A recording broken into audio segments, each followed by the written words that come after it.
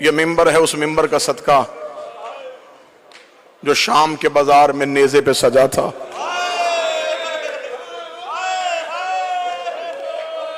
हम दूर से पाकिस्तान से तमाम हुसैन के जाकर आपके सामने पढ़ने आए हैं सैयदा की मजलूमियत।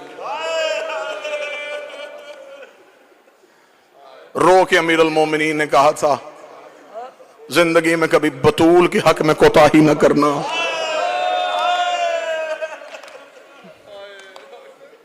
सादात और गैर सादात, बस अपने ही वक्त में मैं मिंबर छोड़ना चाहता हूं। माफी मांग के जुमला कहूंगा, अयाम अज़ा करीब हैं, इतने इज्जत वाले लोग तशरीफ फरमा है, मिल के आमीन कहना। मेरा अल्लाह, अगर हम में से किसी की जिंदगी की सांसें मुहर्रम से पहले खत्म हो रही हैं, तुझे हुसैन के घोड़े से उतरने का वास्ता हमारी जिंदगी इतनी बढ़ा देना हम गरीब के जनाजे में शरीक हो सके।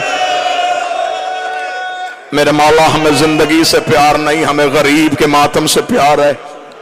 इतना ये कौम बेटों की शादी का इंतजार नहीं करती जितना ये हुसैन के मातम का इंतजार करती है।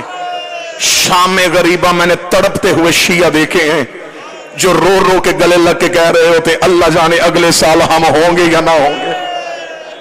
अयाम अज़ा से पहले सिर्फ एक रवायत पढ़ूंगा, कोई मुसाहिब नहीं पढ़ूंगा। मुसाहिब की दुनिया के बड़े मुनफरद नाम मिंबर पे हैं।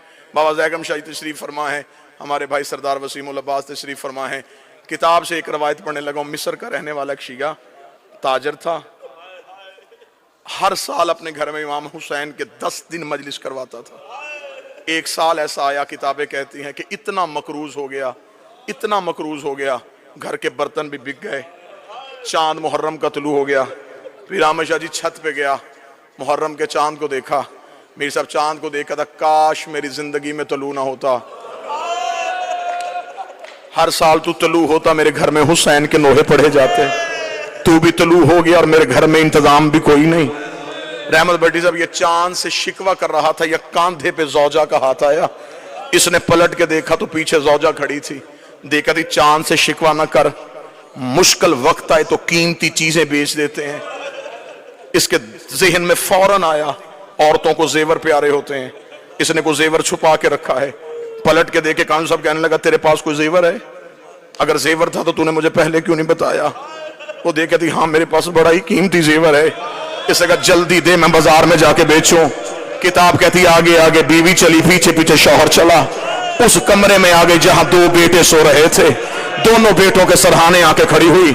शौहर ने जौजा की आंखों में आंखें डाली, देखे कदम मुझे तेरे इरादे का पता नहीं चला। रो के कहने लगी, मेरे घर में इनसे कीमती कुछ नहीं है, मेरे घर में सबसे कीमती ये है। इतना कहना था। शौहर देखा था, क्या कहना चाहती है, क्या करूं इनका?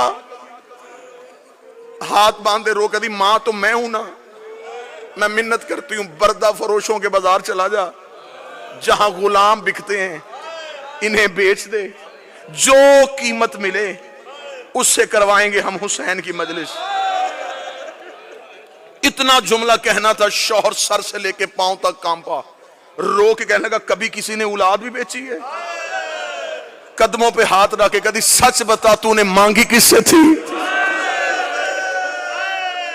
तड़प के कहने लगा मदीने वाले हुसैन से, कभी जल्दी जा बाजार में जाके बेच दे। कैसी मां थी? अनवारुल गुम्मा में लिखा, मां ने बच्चों को उठाया, गुलामों वाले लिबास पहनाए, लिबास पहना के बाप ले आया गुलामों के बाजार में। सुबह से लेके शाम तक आवाजें देता रहा, गुलाम ले लो, गुलाम ले लो, गुलाम ले लो, कीमत थोड़ी दे देना, मेहनत ज्यादा करवा लेना। शाम तक कोई गाहक ना आया।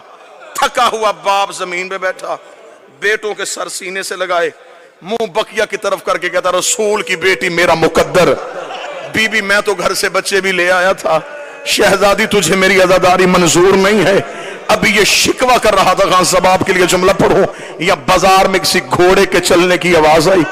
जो ही घोड़े की आवाज आई है, इसने यूं पलट के देखा, सर पे घोड़ा सवार, चेहरे पे नकाब।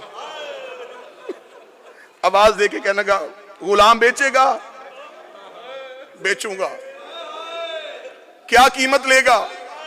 कीमत का नाम आना था, जिस्म के रोंगटे खड़े हो गए।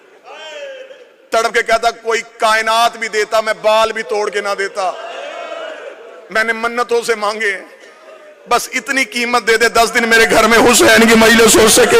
अब मुझे नहीं पता यहां कौन बंदा मातम करने के लिए इतना जुमला कहना था। घोड़ा सवार की आवाज आई, वो मेरे घोड़े के सामने दिनारों की थैली है, ये उठा और अपने बच्चे मेरे घोड़े पे बिठा दे, इतना कहना था। तड़पा, तड़प के उठ के कहने लगा मैं कोई कर्जा तो नहीं मांग रहा, बेटे बेच रहा हूं, इतनी भी अमीरी क्या तो मुझे दिनार भी उठा के नहीं दे सकता। घोड़े सवार की आवाज आई, मेरी मजबूरी है, मेरे हाथ होते मैं तेरे बेटे हाथों से उठाता, मेरे बाजू होते मैं तेरे लाल सीने से।